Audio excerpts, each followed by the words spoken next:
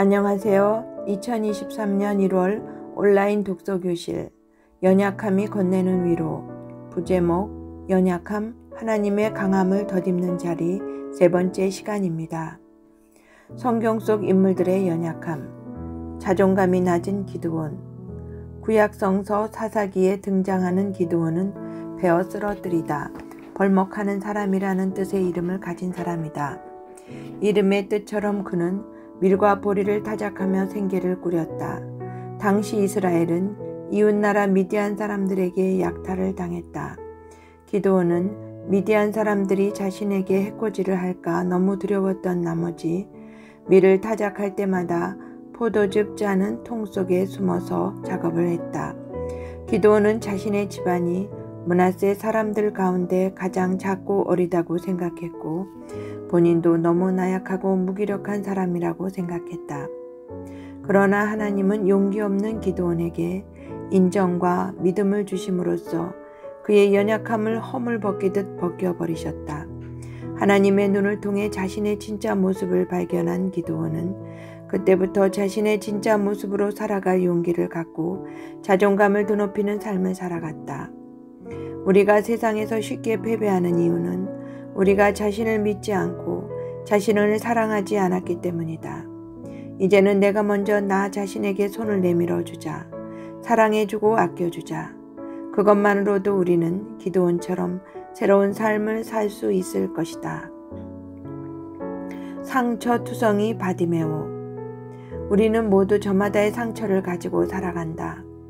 바디메오가 부모에게도 버림받고 사회에서도 천시받았던 이유는 맹인으로 태어났기 때문이었다. 옛 유대 사회는 정결법에 따라 움직이는 사회였기에 부정한 병이나 부정한 몸으로 태어난 사람은 정결한 사람과 함께 생활할 수 없었다. 그러한 상황 속에서 아마 바디메오는 부모로부터 일찍이 버림받아 세상에서 소외되었을 것이고 삶을 계속 영위하기 위해서 구걸을 해야만 했을 것이다. 안타깝게도 이 세상은 상처 입은 사람들을 보듬어 주는 대신 소외시키는 것을 택하곤 한다. 그런 상황 속에서 바디메오는 아직 주님께 도움을 요청할 용기가 있었다. 그리하여 주님은 그의 눈을 낫게 하심으로 연약함을 고쳐주셨고 그가 새롭게 삶을 살아갈 수 있도록 자신감을 불어넣어 주셨다. 이처럼 주님에게 구원받기 위해서는 그분의 이름을 부를 수 있는 용기가 필요하다. 그리고 자신의 상처가 어떤 것인지 정확하게 설명할 수 있어야 하고 또 스스로 연약함을 고치겠다는 의지를 보여야 한다. 그래야 상처에서 벗어날 수 있기 때문이다. 정욕에 매달린 삼손 나시린의 가정에서 태어난 삼손은 매우 엄격하고 거룩하게 자란 사람이었다. 부모는 그를 매우 높은 영적 기준으로만 양육했기 때문에 삼손은 어려서부터 부모에게 따뜻한 애정을 느끼지 못하며 자라났다. 그 때문에 항상 애정에 목말라 있었고 그 애정을 충족하기 위해서 부드럽고 따뜻한 여인들을 찾았다. 삼손은 태어나기 전부터 기묘라 불리는 여호와의 사자가 그와 함께했고 자라나는 과정에서도 여호와께서 특별히 그에게 복을 주셨으며 사역을 시작하기 전에도 여호와의 신이 그와 함께하던 성령의 사람이었다. 그러나 그 내면에는 정욕의 취약함, 나약함과 연약함이 동시에 깃들어 있었다.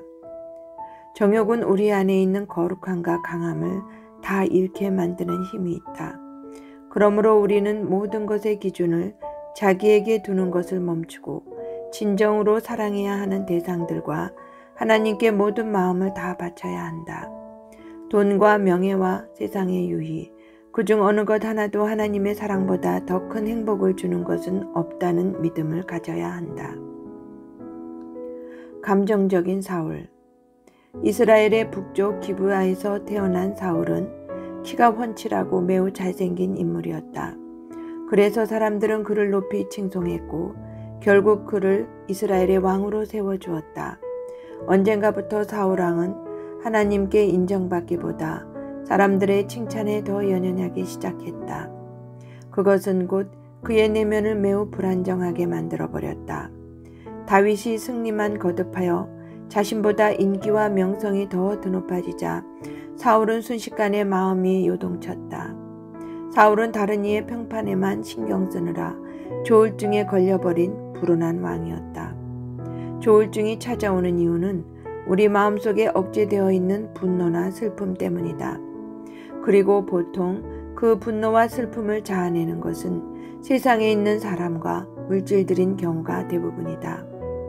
우리가 조울증에 걸리는 가장 큰 원인 중 하나는 하나님이 아닌 이 땅에 소망을 두기 때문이다.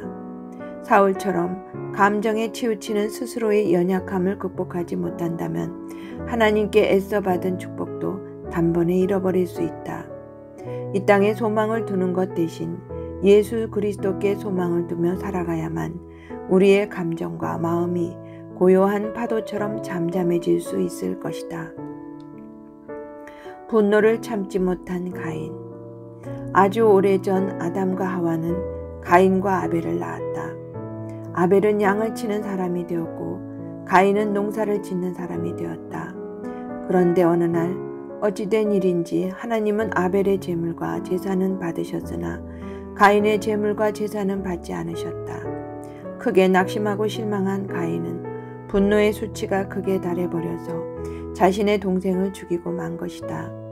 분노라는 것이 원래 내 안에 있는 상처와 열등감과 아픔을 표출하는 것이기 때문에 이를 다스리려면 그 원인부터 치유해야 하는 것이다. 세상을 살아가다 보면 우리 안에도 가인이 가진 것과 같은 분노가 움틀 수 있다. 적절한 때에 적절한 대상에게 적절한 목적과 방법을 가지고 분노한다면 오히려 마음이 후련해지고 내면이 건강해질 수 있다. 여기서 중요한 것은 분노의 불을 끌 때 잔불이 남지 않도록 완전히 전소시켜야 한다는 것이다. 가인의 연약함은 그를 세상에서 가장 잔인한 사람으로 만들고 말았다. 그럼에도 하나님은 가인이 더는 죄를 지으며 살지 않도록 기회를 주셨다. 그리고 그의 내면에 있는 분노라는 연약함을 이길 수 있도록 하셨다. 하나님은 그런 분이시다. 우리의 연약함 가운데 오셔서 그 마음을 통해 죄를 짓지 않도록 막아주시고 우리를 늘 보호해 주신다. 그러므로 우리 또한 하나님을 믿고 따르며 분노라는 연약함에서 벗어날 수 있도록 마음속에 있는 용암을 잠재우려 노력해야 한다. 화병난 캔디 여인 사라. 누군가와 싸워서 씩씩대는 친구에게 내가 참는 자가 이긴다고 했어 라고 조언해주기 일쑤고 화를 내는 스스로가 못나 보여서 억지로 웃어 보이는 경우도 허다하다. 문제는 이렇게 참고 또 참다가 결국 화병을 얻게 된다는 데 있다. 화병을 앓는 사람에게는 보통 정신적인 증상과 신체적 증상 모두가 나타나곤 하는데 그들은 전신의 통증, 호흡곤란, 우울증, 답답함, 무기력함, 의욕상실 등 수많은 문제로 고통받는다. 성경 속에도 가정에서 일어난 불화로 인해 화병을 얻은 여인이 있었다. 그 여인의 이름은 사라로 아브라함의 아내였던 인물이다. 아이를 낳지 못했던 사라의 내면에는 깊은 상처와 슬픔이 피어났다. 아브라함의 여종인 하갈을 남편의 첩으로 들인 것이다. 아들을 낳은 하갈은 순식간에 돌변했다. 사라를 업신여기며 몸종처럼 부리기 시작했다. 사라의 마음속에는 조금씩 분노가 차올랐으나 아이를 낳지 못했다는 죄책감 때문에 그 화를 꾹꾹 참기에만 급급했다. 하지만 더는 그 분노를 참지 못하고 결국 폭발하고 만다. 사라에게 실질적인 상처를 준 대상은 하갈이었으나 사라는 자신의 고통의 책임을 남편에게 돌렸다. 하지만 하나님은 그녀의 속마음에 있는 소리에 응답해 주심으로 그녀를 현숙하고 따뜻한 여성이 될 수 있도록 도와주셨다. 사라처럼 마음의 병이 생겼을 때는 즉시 하나님을 찾자. 그분께 모든 감정을 토해내자. 그러면 우리 안에 있는 화병이 사그라들 수 있을 것이다. 양심이 굳은 홈리와 비느하스. 홈리와 비느하스는 제사장의 가문에서 출생하였으므로 장차 제사장의 직무를 감당해야 할 자들이었다. 그들에게는 다른 사람들보다 더욱더 거룩하고 경건한 삶을 살아가야 할 책임과 의무가 있었다. 그러나 그들은 오히려 하나님의 법을 어기는 불량자로 살아갔다. 마음속에 세상을 가장 사랑하면 홈리와 비느하스처럼 탐욕의 사람이 된다. 홈리와 비느하스는 굳어버린 양심이라는 연약함이 있었고 그로 인해 양심이 작동하지 않아 불량한 사람이 되어 악을 행하게 되었다. 반사회성 인격장애로 분류되는 사이코패스와 소시오패스는 둘 다 땅에 있는 것에 마음의 중심을 두는 양심이 불량한 자들이다. 자신의 목적을 위해 어떠한 죄를 지어도 후회나 양심, 가책은 전혀 느끼지 않는다. 홈리와 비느하스도 바로 이런 자들이었다. 그 연약함으로 인해 하나님 앞에서 스스럼 없이 양심의 가책도 하나 없이 죄를 지었던 것이다. 세상에만 심취하여 그것에만 매여 사는 연약함이 있는 이들은 황폐해진 마음밭에는 양심이 사라지고 비양심과 몰이해만 자라난다. 그러므로 우리는 마음속에 있는 밭을 잘 가꿔 주어야 한다. 비록 이 땅 위에서 살고 있더라도 하늘의 양식과 하늘의 소망을 두고 산다면 연약함은 강함으로 비양심은 양심으로 새롭게 자라날 수 있을 것이다. 기회주의자 시므이. 바울임 사람 시므이는 다윗이 압살롬의 난을 피해서 요단강을 건너 나아갈 때 계속 다윗을 저주하는 말을 했던 사람이다.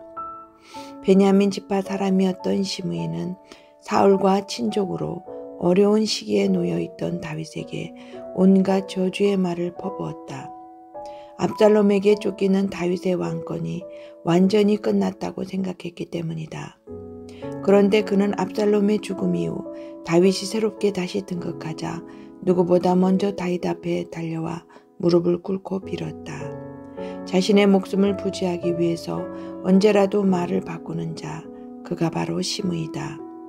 기회주의자 시므이와는 완전히 대조된 모습을 보였던 그는 사울의 손자인 무비보셋이다. 그는 다윗이 압살롬의 공격을 피해 예루살렘을 떠난 동안에도 그의 발을 맵시내지 아니하며 그의 수염을 깎지 아니하며 옷을 빨지 아니하며 자신의 왕이 돌아오기를 기다렸다. 시므이처럼 기회만을 엿보며 살아가는 기회주의자는 의리가 없고 비정한 사람이라는 평가를 받더라도 결과가 안 좋게 나오면 바로 뒤돌아서서 의리를 저버린다. 그럼에도 다윗은 시므이의 그런 부정적인 면을 연약함으로 받아들이며 이해하고 용서해 주었다. 우리가 언제나 무비보셋과 다윗을 기억하며 살아간다면 내 안의 연약함을 지우고 은혜롭게 살아갈 수 있을 것이다. 이것으로 1월 온라인 독서교실 3번째 시간을 마치겠습니다. 감사합니다.